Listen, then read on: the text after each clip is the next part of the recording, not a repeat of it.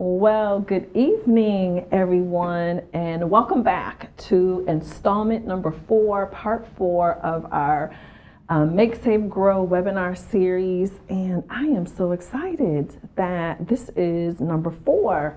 And I know you're thinking, you're probably excited because we're at the end. And you know why I'm excited? I'm excited because we are actually at the beginning.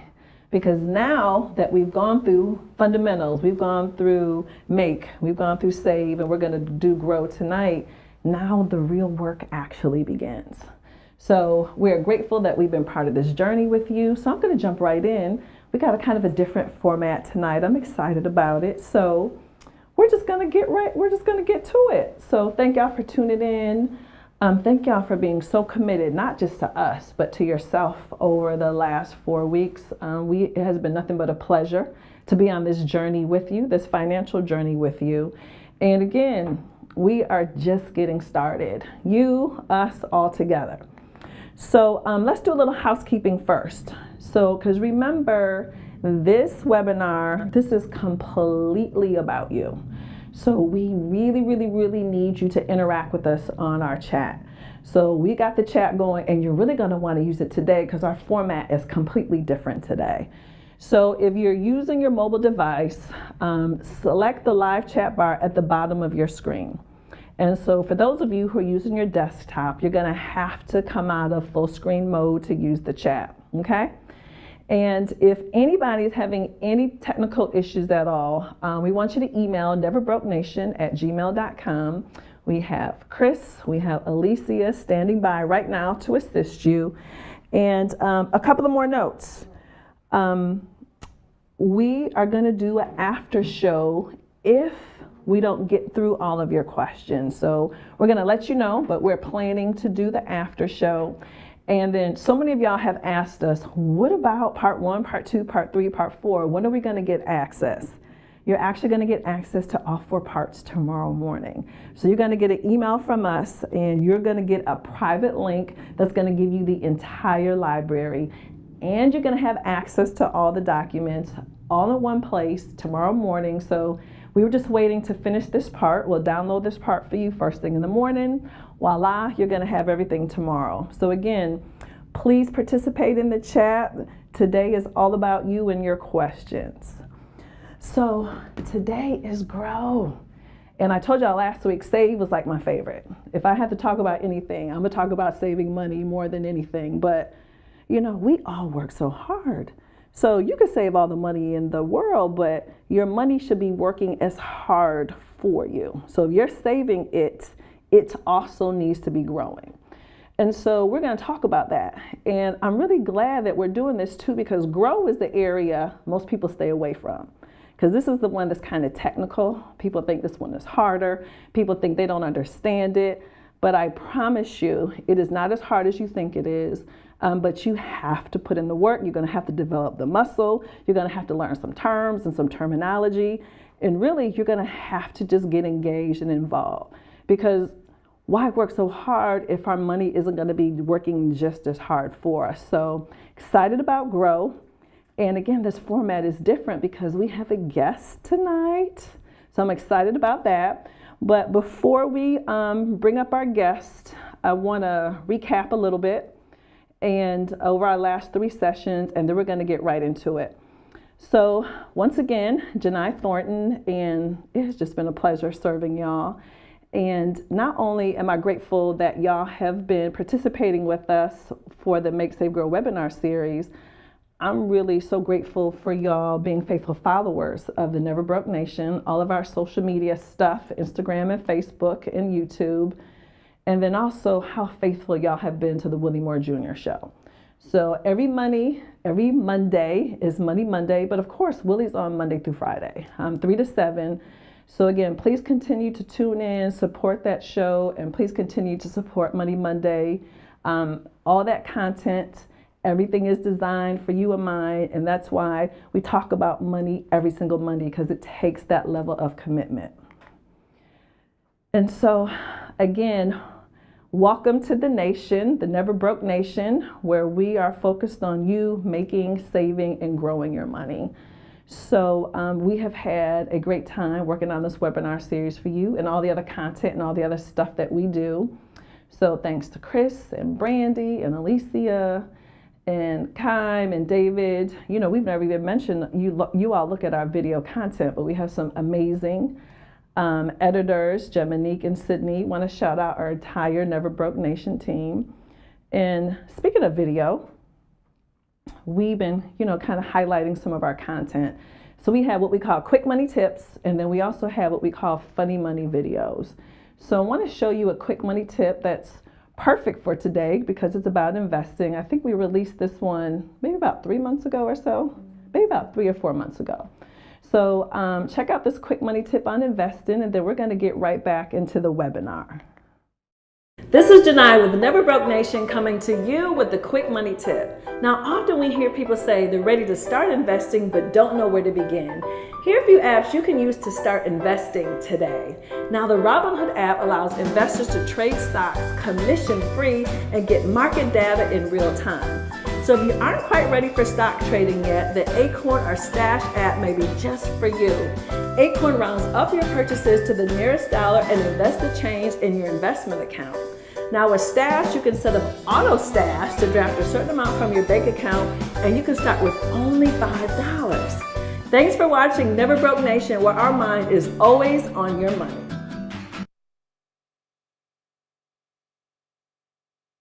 So again, what perfect timing, because we're going to talk a little bit about apps today. Not a lot, but there's a few that we want to highlight for our beginner investors. So please continue to follow us, Never Broke Nation or Janai Thornton, Facebook, Instagram, and our entire body of video work. We got to have close to 100 videos by now, are all on our YouTube channel. So again, please follow us, get the content, share the content. I promise you that you're going to learn a lot. All right, so I'm gonna take 2 minutes to do a quick recap about some of the stuff that we talked about. Then I'm gonna introduce our special guest. I'm so excited to have a financial expert and investment advisor in the Never Broke Nation studio with us this evening. But again, just wanna take a second and recap. So webinar number 1, we started with fundamentals. And really the takeaway here is knowing exactly where you are financially, like for real.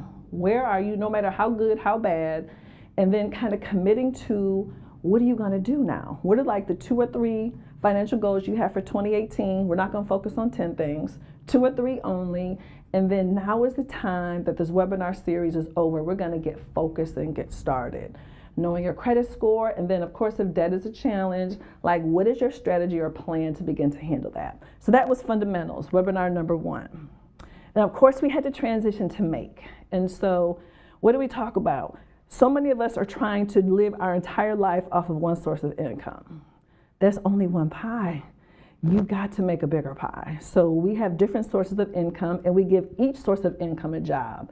Pay your bills, save, fund your children's education, retirement, travel, but we got to get more money coming in. And if you don't remember anything else, remember what we talked about. Do not upgrade your lifestyle when you begin to make more money. I promise you, you're just going to sit yourself backwards. So just have a plan for that new money. You were able to live at this lower level anyway. Let's put some money away. All right? And then, of course, we did save. Again, my favorite topic, but this was about reducing your expenses, making saving automatic. Because we know if we don't take ourselves out of the middle, it probably isn't going to happen or happen as consistently as we need to. Separating ourselves from that money, and then we introduced the 50-30-20 rule. So not saying this is the only rule you could use, but remember what this was. 50% of your income to live, pay your mortgage, rent, car insurance, whatever it takes for you to live. 30% to spend on things that you don't have to have, but maybe you want to have. Maybe your children's extracurricular activities, travel, cable. And then that last 20%, that's the part that you have to commit to saving, investing, getting out of debt. So whether you use this rule or something similar, this is just kind of a guide so you kind of know what to do. So that's the make, save, and grow. And so I'm going to ask Troy to come on up with us. Yay! So y'all, this is why I'm so excited. Troy, you can have a seat. Thank you. So the thing about grow is people swear this is like the super technical hard part. You know, people are so afraid of this. And so we said, you know what? We've got some friends out here in the investment world, and we reached out, and we appreciate you being so open and receptive to working with us. So Never Broke Nation, I want to introduce you to Troy Young, founder and president of Destiny Financial Group. So Troy is a certified financial planner, CFP. He's an investment advisor. We're going to define some of these terms so everybody kind of knows what does it mean, how much you pay these people, where you find them. But I want to, again, thank you for being here.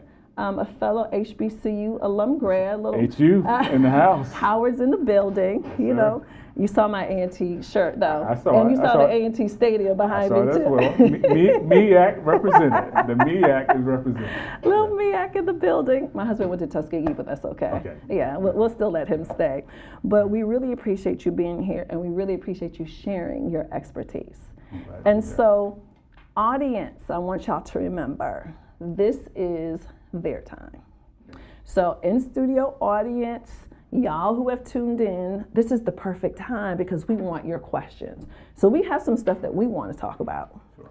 But we also want to make sure we're addressing your questions. And thanks to all of y'all who submitted your questions earlier today. We got a ton of them. And we're going to get through as many of them as we can. But I do not want people to leave here tonight without feeling a sense of confidence. Sure.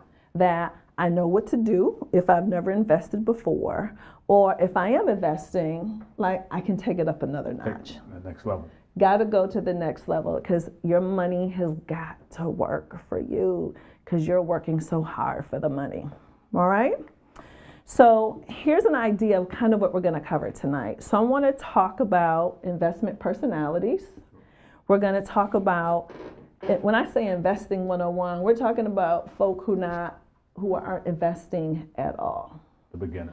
The beginners, whether they're 22 and just finished college, or people who are in their 40s and they just haven't gotten started.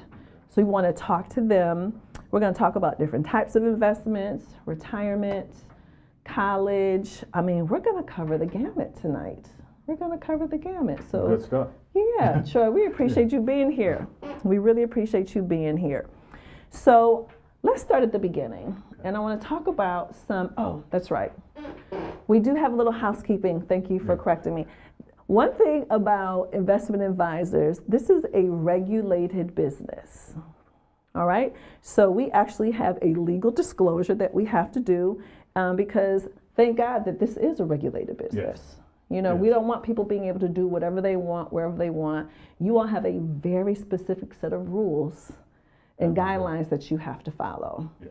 So let me let you do your housekeeping, and so you can do your little disclosure. So as Janai mentioned, there's significant regulations in the industry, so I'm required to read this to our audience.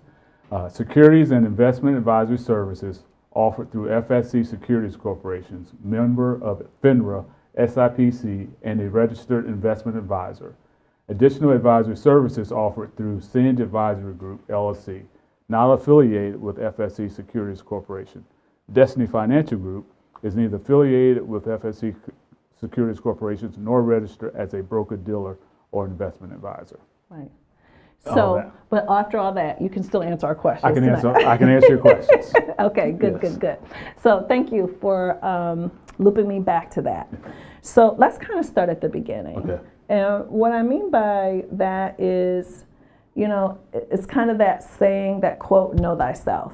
Mm-hmm. Like you have to kind of know who you are to decide what's really best for you from an investment perspective. So kind of give us an idea of the different investment personality types. So there's bookends on investment personality types. You have the very conservative person who is very risk averse. Okay. Who's like, okay, I put $10 in there, I want to see my $10 every time I pull up my account. No more, okay with more, but definitely not less. Right. Then you have the risky or more aggressive personality that say, okay, I want to roll the dice, right. and I'm okay with my portfolio value or my investment value dropping 50% with the goal of doubling it in a short period of time. Right. So you kind of have those parameters. But in between there, you have the conservative, moderate aggressive, and aggressive. And aggressive. One thing I've had to learn about myself is I've changed. Mm-hmm. When I began as an entrepreneur, I was extremely conservative, but I was making decisions out of fear because I knew what it was like not to have any money. So I was afraid to invest. But now that I've matured and I'm like, hey, I need an exit strategy. I need my money to be making money. I'm more open to, I wouldn't say I'm aggressive, but something where I'm willing to I can tolerate a little bit more risk. Well, and the thing is, we're always taking risks. There's different types of risk. Even having all your money in a savings account is taking a form of risk. Why do you say that, though? Well, because you have what's called inflation risk. Okay. So, as you know, telling my age, but I can remember when stamps were 13 cents. Right. Whereas now, they're 49 cents. Right. So to mail that same envelope to my friend across the street or my classmates in California, DC, it costs 49 cents. Right. So the price of goods and services increase over time. So if your dollars are not increasing at the same rate or faster, right. You run risk of needing more money or having your money not being able to provide the same level of services that you're buying at this current time. So basically what you're saying is if you're not investing your money's not growing, and you're just saving, you are actually losing money. You're actually losing money. You're actually losing your money. Your purchasing power, your ability to buy goods and services has decreased if you're not outpacing inflation. They're not outpacing, okay. Yeah. Brandy, have you got any comments or questions from people on investment personalities? Anybody chiming in with any thoughts about that? I didn't have a question specifically about investment personalities, but somebody is asking, do you recommend investing if you have not paid off all of your debt? So the first step. First step. Yeah, because we were talking about that before we actually went live today. Yes. So what's your philosophy? So if people either A, don't have enough savings emergency fund, or B, have debt, what do they do first?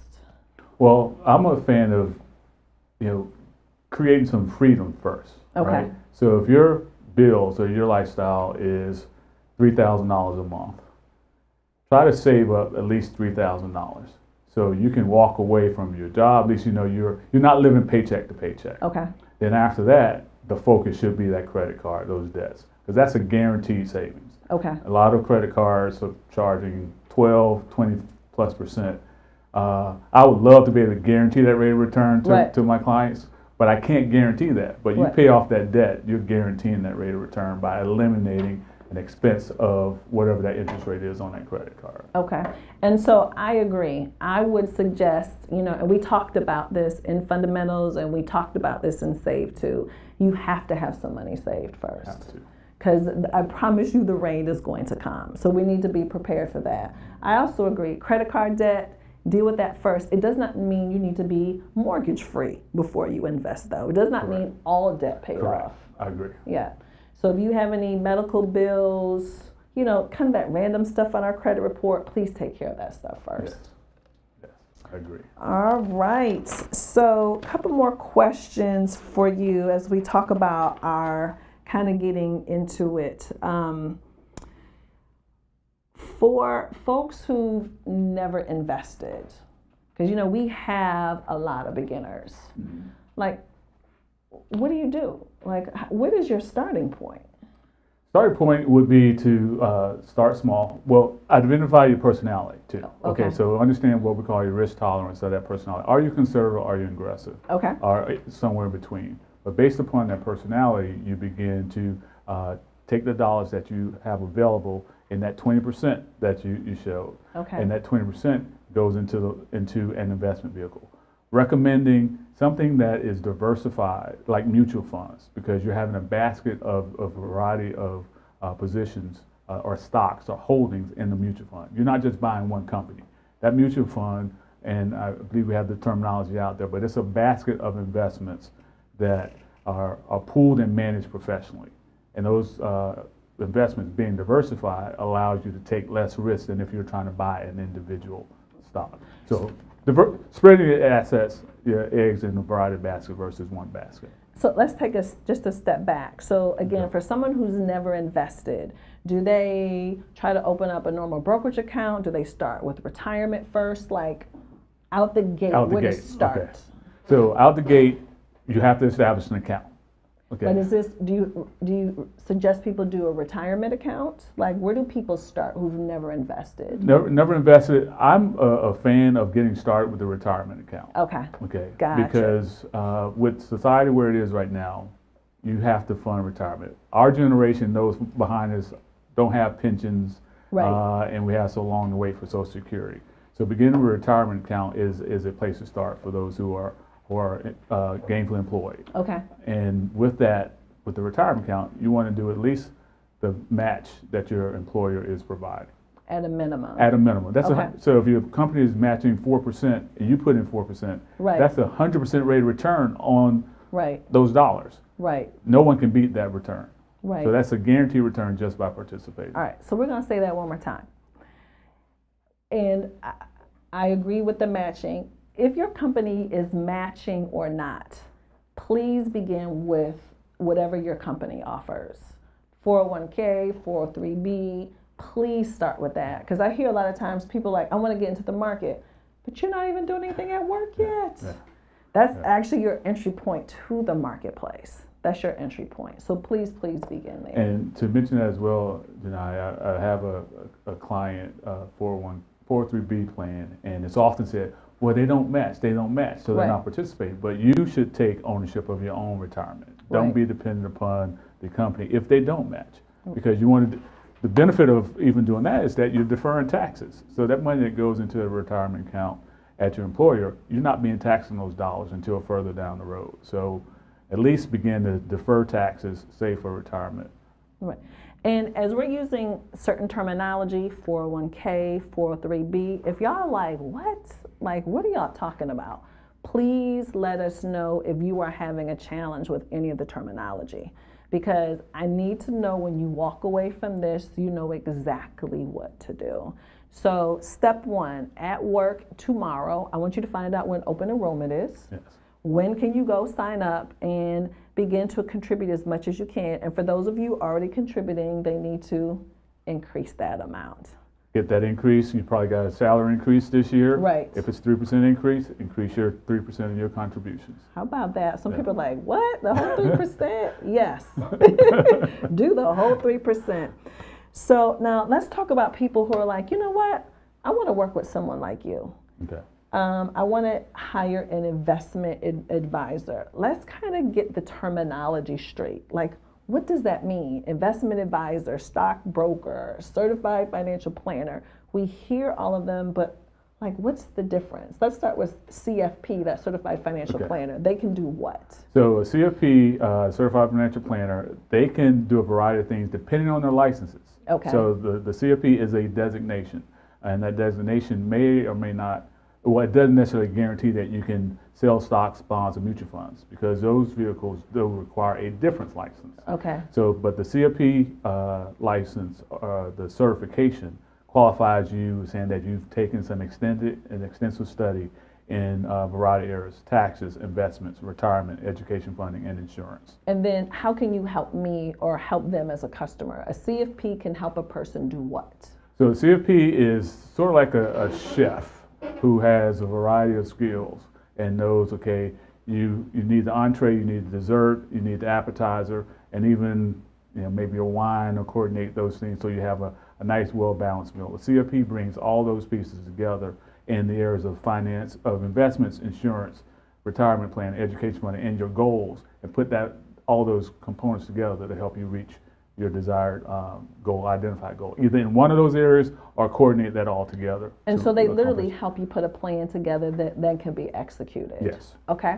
Yeah. And so this whole investment advisor, stockbroker, like what can they do for me or for our audience? They do what? So the investment advisor helps you specifically with the investments. Okay. So we're familiar with some of the terms we've used, like mutual funds, like stocks. bonds. The investment advisor can determine what assets or resources you have and put them in an investment Okay. and manage and advise you on those investments. And now, based on my experience, I know a lot of times they have a minimum. So how do people know who they can go to? Because can it be $1,000? Can it be $5,000? Does it have to be 25? Is that a question that people need to ask? Definitely. Okay.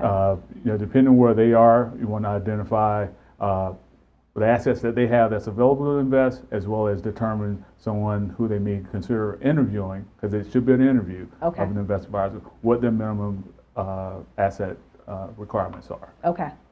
Okay. So any other questions that people need to ask? So if someone wants to interview someone, what should they be asking this person? Well, you want to understand what their, if they have a niche or what their specialty is. Okay. One, have they ever been sanctioned by the regulatory agencies? Okay, that's a good one. And you can also check that yourself online with either FINRA or broker check. Okay. So you can determine whether or not that individual has gotten in trouble or had some complaints against them by other clients. Can we share that resource with people? You said FINRA, so it's a website people can go to? FINRA.org is the website, and you can do just a Google search for broker check. Okay. And if you have the individual's name and or their registration number, their license number, Okay. you can identify them. So that's online. part of the vetting process. Part of the vetting process. Making sure everyone is up Yes. and haven't had any complaints filed against them. Correct. Okay. Correct. Definitely want to take that step for sure.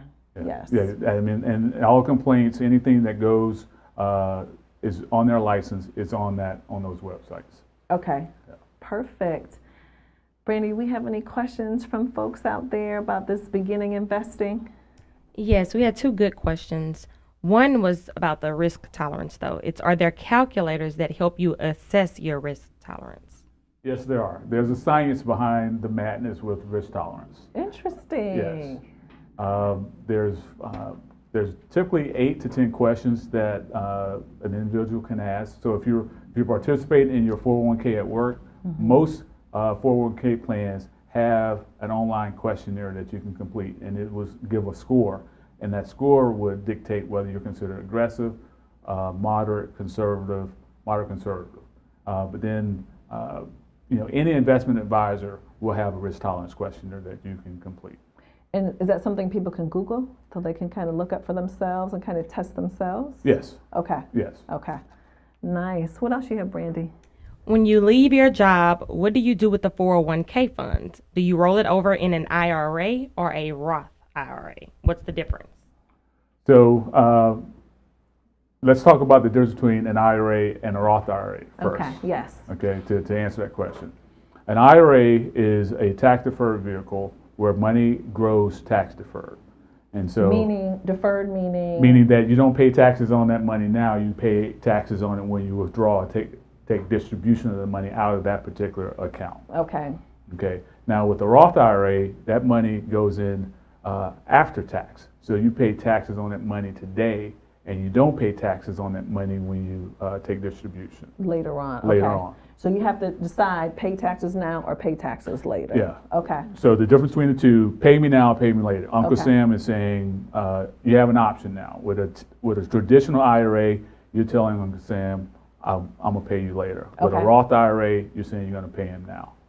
Now with your 401k, to the person in the audience question, if you were contributing to that 401k in the tax deferred option, you would need to roll that into a traditional IRA, because if you roll it into a Roth IRA, You're gonna pay taxes. you're going to pay taxes at the now time of distribution. Of the rollover. Of the rollover. Wow. And if you're under 59 and a half, get into some of the rules. Right. If you're under 59 and a half, not only will you pay taxes, you're going to pay a 10% penalty. Right. Yeah. So I think that's a big challenge. People, with job hopping, people have a 401k from like 3 jobs ago.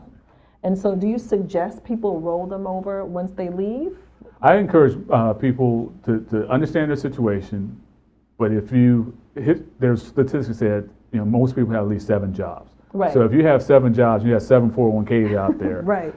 It'd be a nightmare managing those assets in retirement, even the course of getting to retirement. Right. So consolidating those in one location is ideal for yourself and your loved ones. Okay. And then you're able to manage and invest in a more defined and disciplined fashion. When Okay.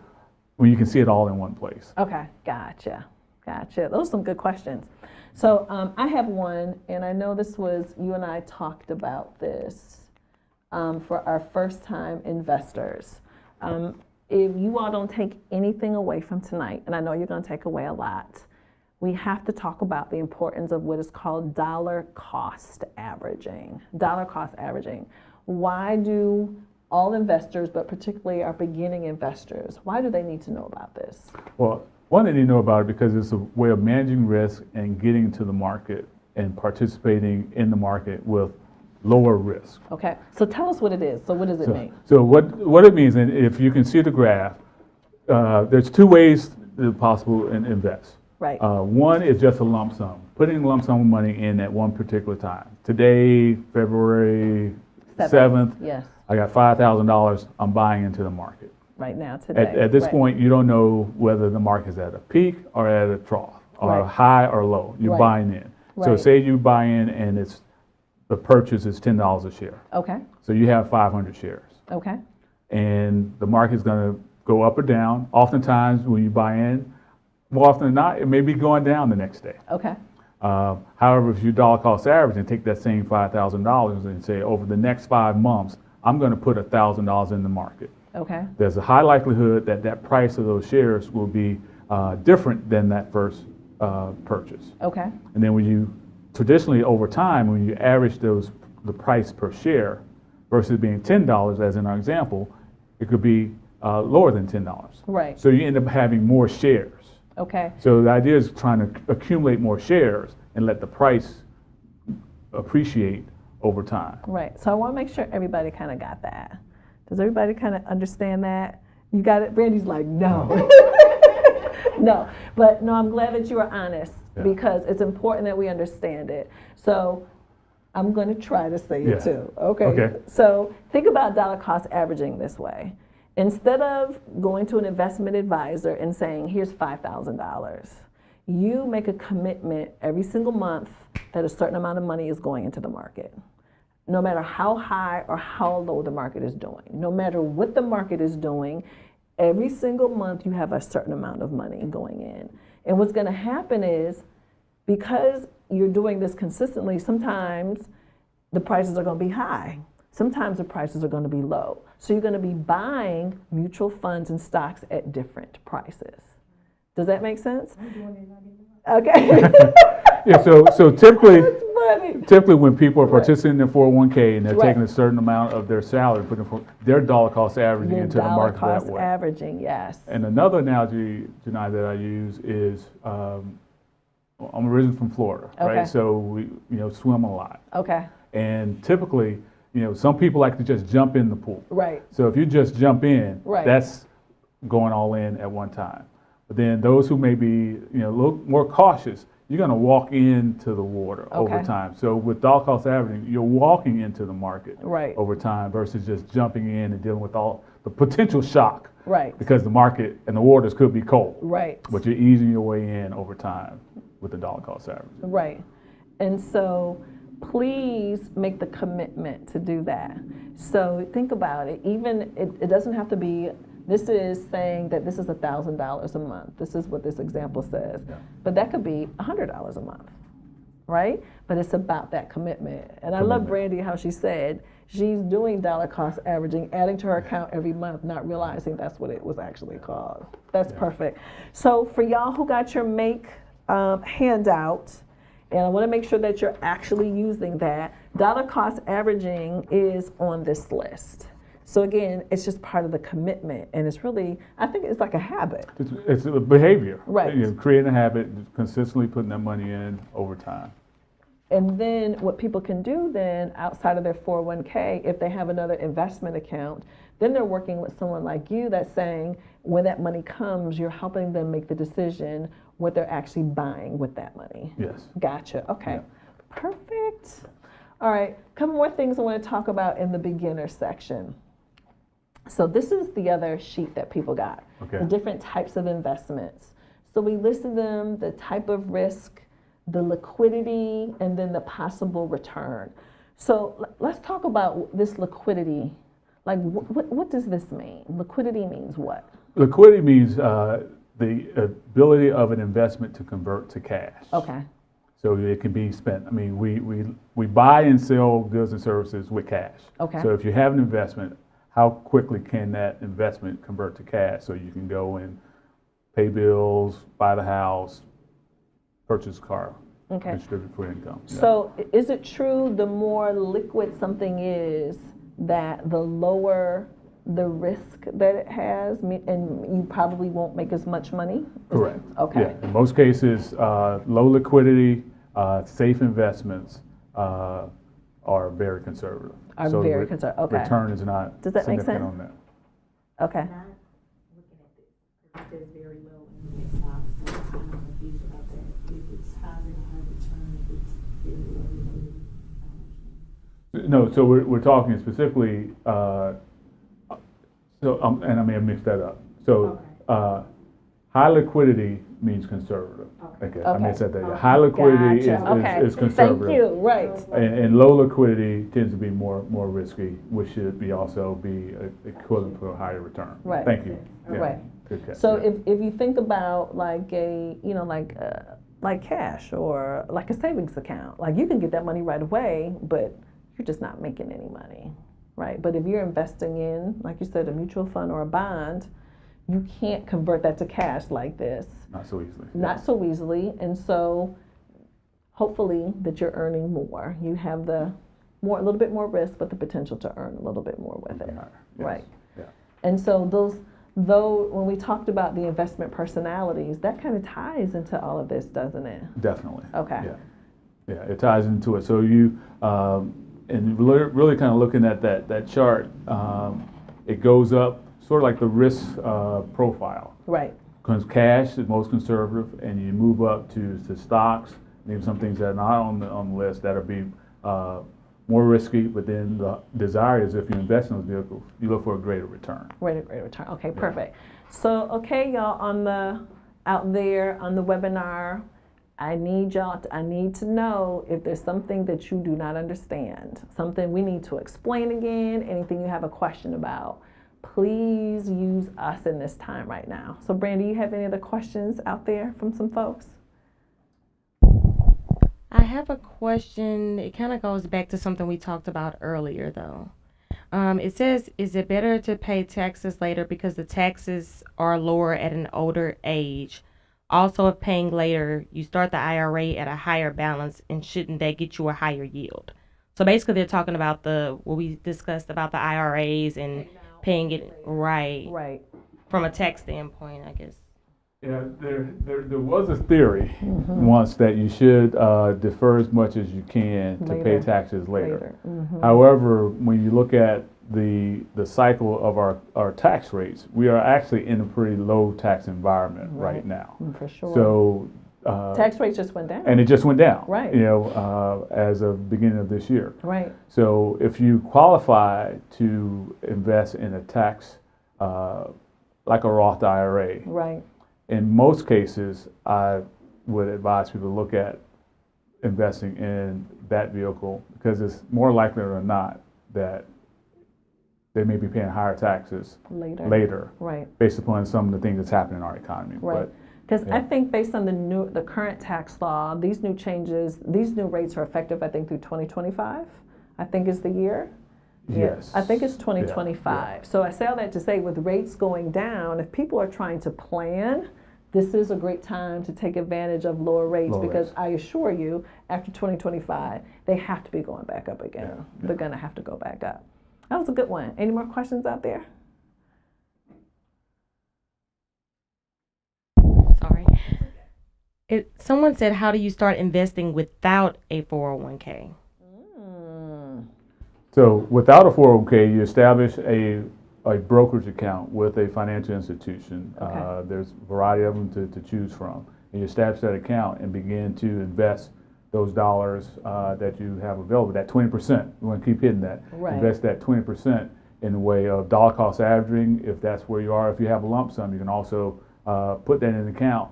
And even with a lump sum, you can average that money into the market even if it's not coming out of a paycheck. Right. So I want to make sure people are aware of that. So if you had a lump sum of $10,000, you can put that $10,000 in the account and ease that money into your portfolio, $500 a month, $1,000 a month, or what have you. Right.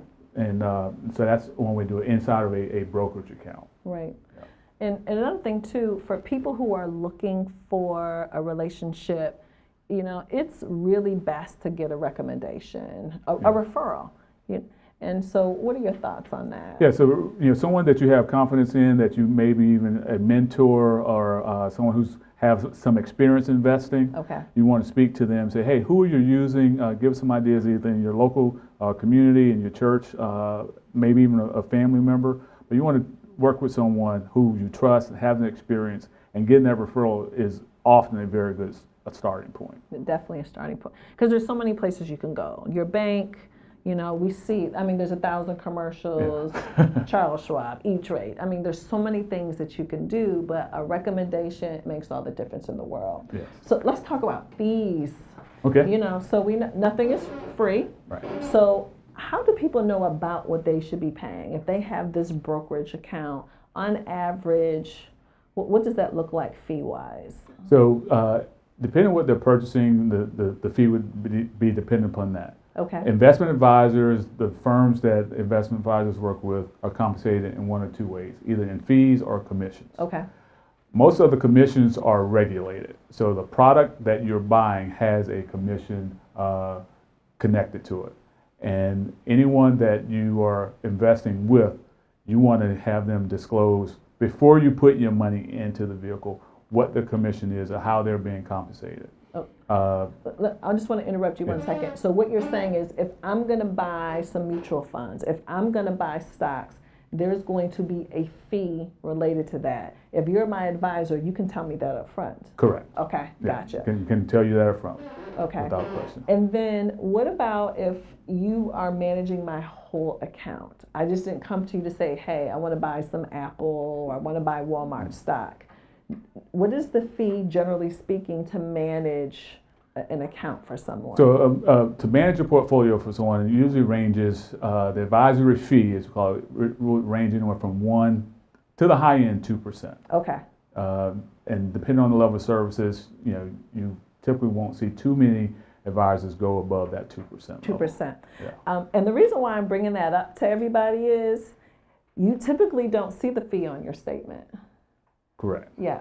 And so it's like, well, they have to be getting paid, but I don't want you to be afraid to ask that. So that's also part of your interview process. What is the fee and how are you going to track that? Because normally, again, you get your investment statements, got all your stocks, bonds, or mutual funds. The fee's not listed on there. Yeah, and that's where with the regulation. So Okay. if you're buying a mutual fund, that mutual fund is either what we call front load or back end load or level load. Okay. Basically, that's how the advisor is being paid. Okay. And the front load means there's a commission paid up front. You put in $1,000 and say if the commission is 4%, you're going to have $900. No, 4%. No, $960 will be invested. The other $40 goes to the investment advisor. So sometimes people if they don't ask, they may make a purchase, Right. and it's not disclosed. They say, "Well, wait a minute, I gave them $1,000 to invest. $1,000, Why right. only see $960?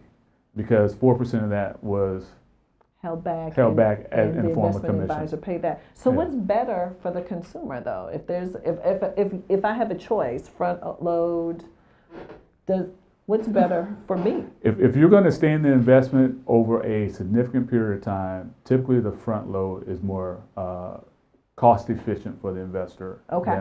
than the others. Okay, so pay Yeah. the fee up front Pay if it you up plan on being in it for a while. Yeah. Understood. Because Okay. you have internal costs that's in there, and those internal costs are less expensive Okay. on the front load funds. Gotcha. Okay.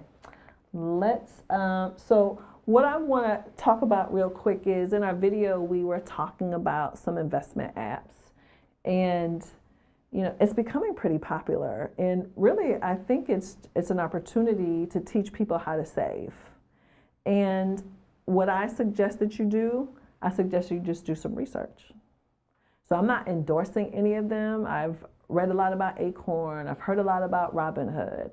Yahoo's program, I've heard rave reviews, but you have to do the homework. I think a lot of times people just want to download, go. Like, what is best for you? What is your goal? But this is not in place of doing, investing in retirement. Correct. It is not at all. This is a way to kind of help you get started and get moving. So do your research and check them out for sure. So at first I wasn't going to talk about this because I was like, who is going to understand? Yeah. I was struggling with this myself. Yeah. So, but I want to spend a minute talking about this spreadsheet. And I don't know how well you all can see it. But just for reference, every single color represents what? It represents a segment of the market, of the investment arena. Meaning a different type of investment. A different type of investment. Okay. And so this indicates that there are, how many on average, about how many different types of investments? So on this chart, we're seeing roughly 10 different, 9 different investment categories. 9 different investment categories. Just on this chart. So if I open up an account, that means I literally have potentially 9 different types of investment choices. Correct. Okay. Yeah. Different, okay, Yeah. Interesting. And so what's the purpose of this spreadsheet? This shows people what? This shows people the value of diversifying a portfolio. Okay. Of not putting all your eggs in one basket. Okay. So if you try to follow the colors, you would, if you can't see the numbers, you can follow the colors, and there is no rhyme nor is there a reason of where one color is from one year to the next. Okay. So you can't, forecast, prophesy what's going to happen in the next market based upon what happened in the past. Right. So I don't know if people can read it, but I'm just going to interpret what I'm saying. Okay. So for 2017, the type of investment that had the highest return, made people the most amount of money, was called emerging markets equity. Yes. So what does emerging markets mean? So emerging markets is basically international markets. Companies and businesses that are domiciled, meaning their headquarters is outside of the United States of America. And so that means us as U.S. citizens, that's us buying stocks or mutual funds that own stocks of companies that are overseas. Overseas. Okay. So that means in 2017, emerging markets made the most money. Yes. But in 2016, 1, 2, 3, 4, 5.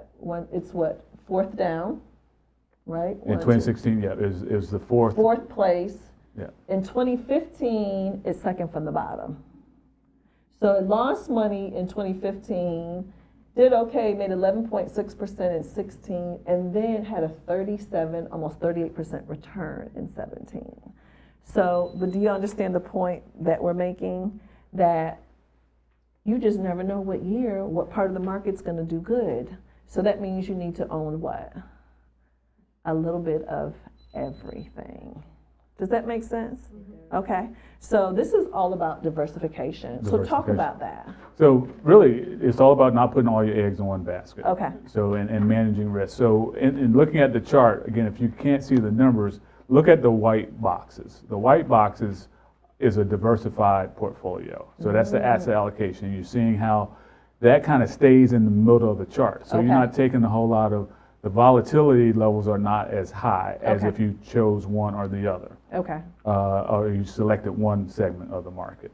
So by mixing it up, you're getting a smoother ride. So if you are traveling across country, you want to go on a smooth road or do you want to go on a bumpy road? Okay. And with diversifying, you have a smoother ride, which gives you a safer landing, typically over time. Okay.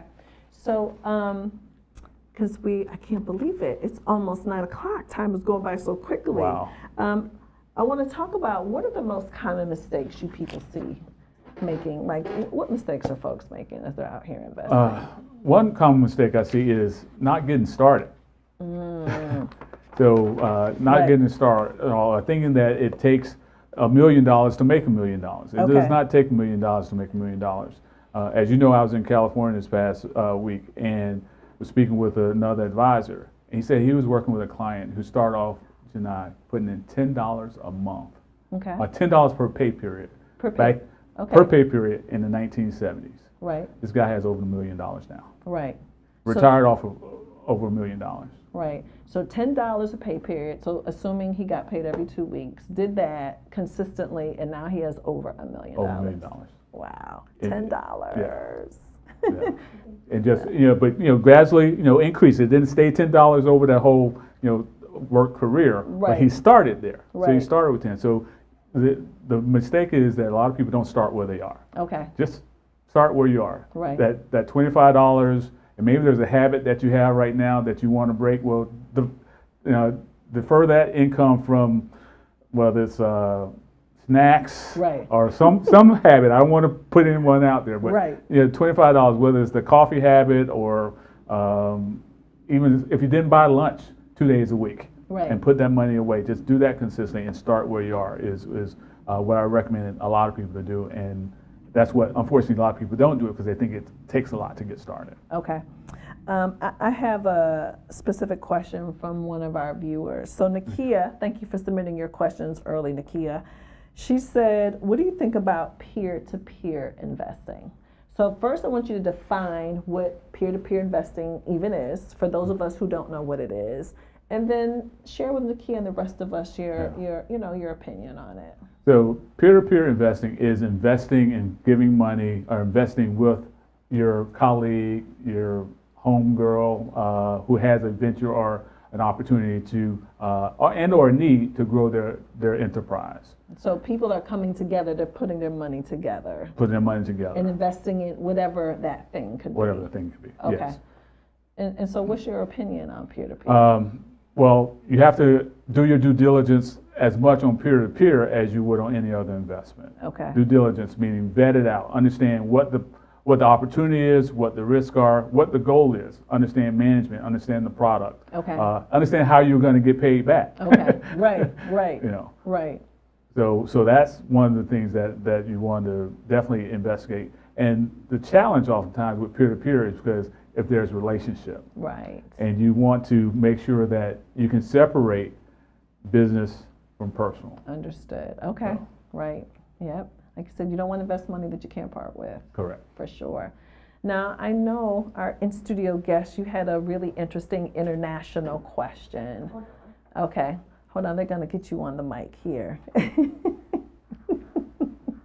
You didn't know you had to get on the mic, actually. She just kind of wanted to ask us kind of low-key. No, ma'am. So my question was, is foreign currency a good investment, and what is it? Okay, I wouldn't necessarily specifically say whether it's a good or bad investment, but you can invest in foreign currency. So explain that to the, like, what does that mean? So investing in foreign currency is investing on the pricing difference in currency in different countries. Okay. So say a dollar, you may hear on the different television stations that the dollar compared to the euro is now 1 to 125, Okay. whereas yesterday it may have been 1 to 115. Okay. So you're able to hedge your bet, if you want to call it that, on what the currency is doing. Say what a dollar could buy, euro may 125 euro will buy $1. Okay. So if it's going to go down, then okay, is that a good bet because that price is going down? But if you think it's going to be able to buy more, you begin to invest in it because you'll be able to get more dollars out of that exchange. Right. But there's within investment there's risk, and that is a very active market, and use caution when you look at investing in foreign currency. There's some specialty that's required to do well at that. Yeah.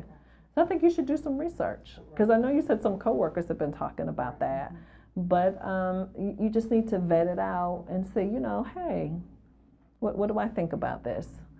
So Brandy, you have any other questions over there for us? I have so many questions. I don't know where to start.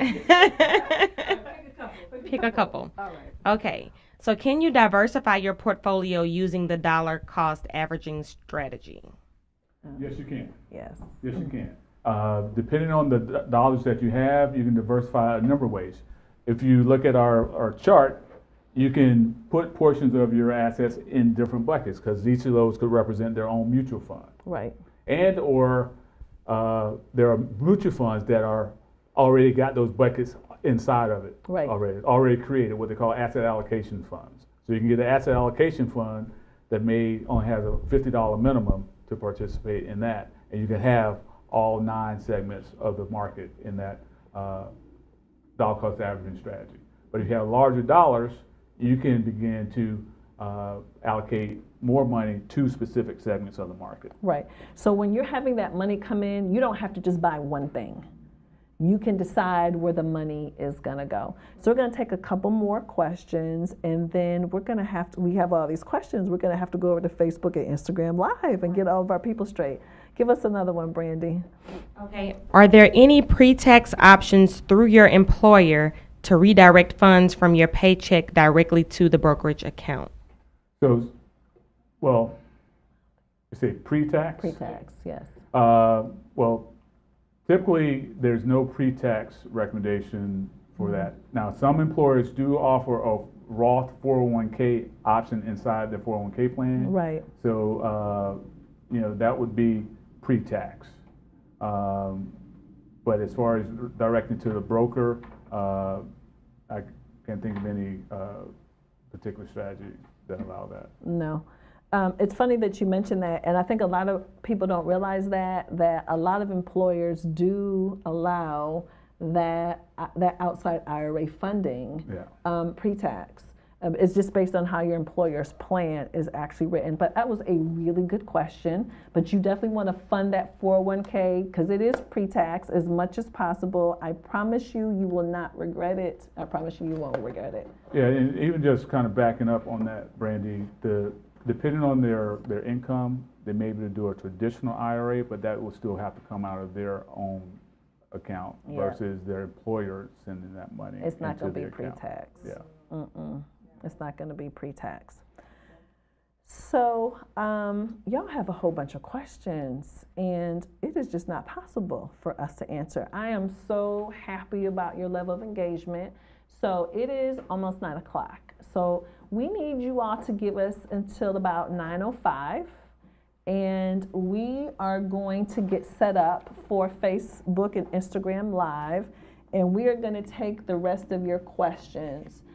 So let me talk. We didn't talk about saving for our children. We can talk about that. And I have a couple more things I want to talk about related to retirement. So I need you all to join the conversation after. So go to Never Broke Nation, Facebook or Instagram, because we're going to be doing both simultaneously.